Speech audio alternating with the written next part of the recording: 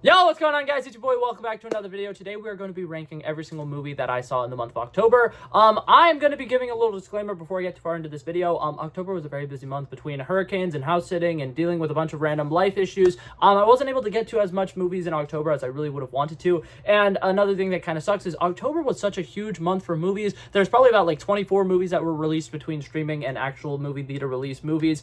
So usually at the beginning of my ranking videos, I will do a little segment called Movies I Missed, and I'll talk about some of the big movies that I didn't get a chance to see. But because this October I only got to see 5 new movies, instead I'm actually just going to throw up on the screen. These are all the movies that I did watch, and I am really upset that I missed movies like Piece by Piece, and I haven't gotten the chance to see Venom: The Last Dance yet. But that being said, these are the movies I'm going to be ranking today, and now that you guys know that, let's dive right into this, shall we? Alrighty, so coming in dead last place, we have the movie The Platform 2. I think that this is a solid sequel to the original movie that it is, except for it basically just is copy and paste the original movie. If you wanted to see the Platform movie again, I guess you could watch this, and it's a slightly different version of the same movie.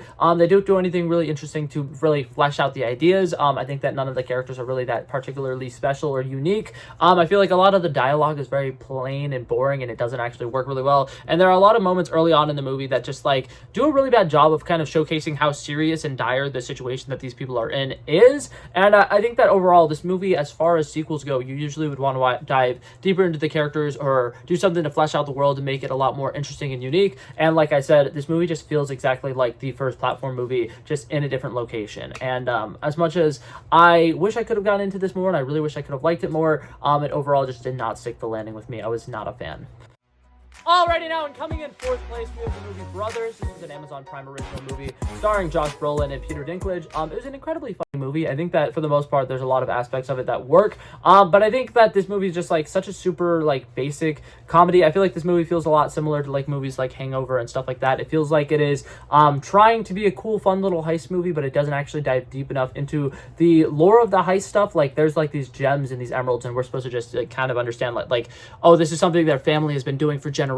They've just been stealing these gems and selling these gems and making a bunch of money. And I feel like they didn't do a really good job fleshing out the plot that much. I feel like a lot of the comedy just comes from them throwing overly ridiculous characters into the scene, which works for the most part. I think that Brendan Fraser is incredibly funny in this. I definitely think that Marissa Tomei's character and her inclusion in this movie is very interesting as well. And like, there's definitely a lot to like about this movie, but I feel like overall, it's just a very basic, cut and dry comedy movie. It just has a bunch of star A-list actors in it and actresses that kind of make a lot of people who are reviewing this movie seem like it's one of the best movies of the year. I didn't think so. Alrighty, and coming in 3rd place, we have Joker: Folie à Deux. I'm ready to get a bunch of hate for this movie. I absolutely love this movie to death. I think that Joaquin Phoenix did a really good job reprising his role. I think that Lady Gaga did a really good job playing this version of Harley Quinn. I definitely did have a lot of issues with Harley Quinn's character development in this movie. I feel like they did not do a really good job of setting up why she was doing the things that she was doing, because Harley Quinn makes a lot of really questionable decisions in this movie, and I think that for the most part, they do not give her any form of motivation for why she is doing what she is doing. But I think that overall, this movie is a very good cautionary tale of what it is to try to work on yourself, right? In the first half of this movie, Arthur Fleck is alone and he's working on himself. I think that they do a really good job establishing that in the 2 years that he has been in this rehabilitation area, he's been doing a lot to actually better himself. He's been taking his medications. He's been really good with like behavior wise. He's hanging out with the police officers. He's actually getting along with the other people in this prison. And for the most part, he's actually being a really decent human being. And I think that everything that they do in the first act of this movie does a really good job showcasing that like sometimes it is the system's fault, but other times the system is actually there for you. The first movie is so much against the system, and it's always, oh my god, society ruins people and society makes people into these monsters,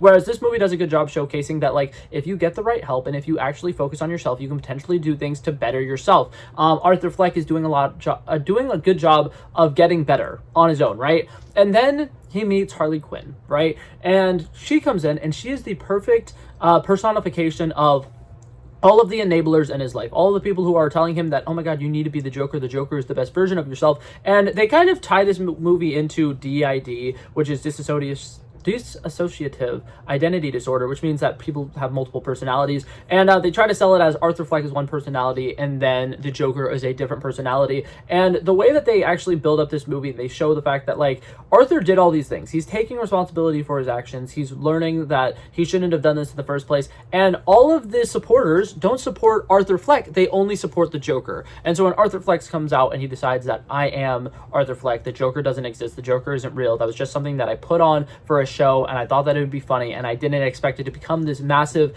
giant thing that it was, and it spirals out of control. And he understands that that is not something he wanted. That's not something he wanted tied to his identity. And I think that it just does a really good job of showcasing the dangers of peer pressure, the dangers of like popularity. I think that's something that happens a lot with like influencers and stuff like that in social media. And nowadays, this is actually a really common thing is people will get famous for the wrong things, and they will continue to do the wrong things over and over and over again because that's what's making them famous. That's what's making people like them. And if they go to being themselves, and this happens a lot on social media, where somebody will get super famous and then they'll decide that, you know what, now that I'm popular and I have this fan base, I can be myself. And then they realize they don't want you to be yourself. They want you to be this version of them that they articulated for themselves, that they created. Oh, you're not Arthur Fleck, you're the Joker now. And I think that the way that they make this movie a giant meta commentary on what it feels like to actually be yourself after getting famous for the wrong reasons, it's really interesting. I think that there's a lot to be said with this movie, and I think that a lot of people are going to look back at this movie in a couple of years and be like, maybe we were a little too hard on it. I feel like a lot of people who hate it just because it's a musical need to grow the fuck up. And yeah, overall, I enjoyed this movie. I thought it was good, and that's why it's this high up on my list. Now, coming in second place, this movie is a giant clusterfuck, but in the best way possible. We are talking about the movie Saturday Night. As somebody who grew up watching Saturday Night Live, it was always one of my favorite things ever. If I ever got home late from like a soccer tournament or something like that on a Saturday night and I had an excuse to stay up super late, I would watch Saturday Night Live with my parents, and it's fantastic. I absolutely love it. I think that Saturday Night Live itself is such a great staple of American culture. I think that they always do a really good job of staying up to date with relevant things. They make a lot of really fun characters. There's some incredible skits, and it's always been like a household staple in my opinion. I feel like even if you aren't necessarily somebody who watches SNL all the time, some SNL things will slip into your day-to-day conversation because they're just that influential. And so seeing this movie about how SNL was once upon a time the underdogs, and they were people who weren't expected to do really well, and it was you know, the studio is actually trying to like sabotage all these young people's careers because they just want to be able to do reruns of the Tonight Show, and they don't expect them to do anything actually miraculous, is really interesting. And I think that the actor Gabriel LaBelle, who plays Lorne Michaels, is about to absolutely blow up. I think he's going to be super famous 2 or 3 years from now, and I just think that all of the acting performances in this are really well done. I think that the marketing for this movie was incredible because the original SNL, something that made it so interesting was the fact that almost none of the main people who were on SNL were actually famous people. They're all a bunch of people who've like kind of been in the industry. They've been stand-up comedians. Some of them were musicians. Some of them were random playwrights and screenwrights and stuff like that. And they just threw them all together and threw them on screen, and they were unexpected to do anything spectacular. Like, a lot of people did not know them. They were a bunch of no-name people, and they came out and they did an incredible job, and they kind of shocked the world a little bit. And I think with Saturday Night Live, they kind of were able to do something similar to that with the casting, because a lot of the actors and actresses who are in this and play lead roles, this is one of the first big movies they've ever done, and I think that that is really cool. I really enjoyed that, and I think that the marketing purposely focusing on the lesser known actors, as opposed to like Dylan O'Brien was a big part of the marketing, but like William Dafoe is in this movie. I did not know he was in this movie until I came out and I watched this movie. Same thing with J.K. Simmons. Once again, a really big actor in this movie. You have no idea until you go and watch the movie. And I think that I really like the fact that they were selling it as this underdog story with lesser known actors and actresses. I really enjoyed this movie. I think that the ticking time clock of it is fantastic. I think they do a really good job showcasing how stressed all the people were. And I think that for the most part, the comedy lands. There are a couple of jokes where I'm like, okay, that is outdated, but this takes place in the 70s. So it has a lot of 70s humor. And for the most part, I rocked with it. I thought that this movie felt fantastic. But now, coming in first place, one of my favorite movies of the entire year, we have the movie called It's What's Inside. This is a Netflix movie. I'm pretty sure it's like a psychological thriller or something like that. But this movie is so interesting. It's murder mystery meets, you know, like a reality TV show, because it's a bunch of hot people in this house or whatever. They have a bunch of like relationship tensions. There's a lot of love triangles and stuff going on. And it's very comedic. I think that there's a very big like broad audience that will very much enjoy this movie. I think that there's a lot going on in it, and the first time you watch this movie, there's definitely going to be a lot of issues with, like, okay, they're introducing 12 characters. Now those characters are switching bodies, and now you need to try to figure out who is who based off of their small mannerisms that you haven't had a whole lot of time to figure out. But I think that they do a really good job with, like, the first round. It's kind of like when you play a board game with a group of friends, and you guys are like, should we read the rules? And they're like, no, let's just go and figure it out as we go. And I think that it feels a lot like that. The first round, there's a lot of, like, really interesting things, and it's hard to figure out, like, what's going on exactly and who is doing what and why they're doing whatever they're doing. And then I think that they do a really good job of also making it so that by the second round, you kind of have a better understanding of what's going on. You have a better understanding of each of the characters' mannerisms.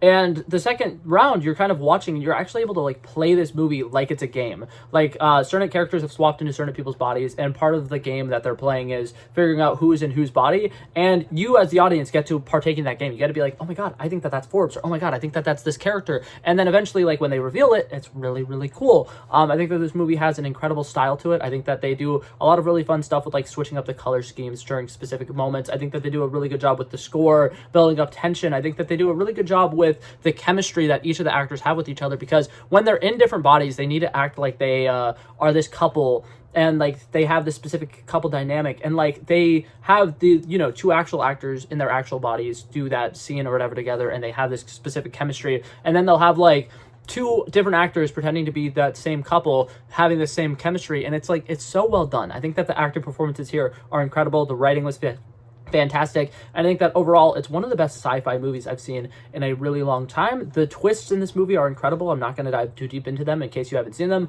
but overall I just really, really enjoyed this movie, and I definitely think it might actually be one of my favorite movies that has come out this entire year.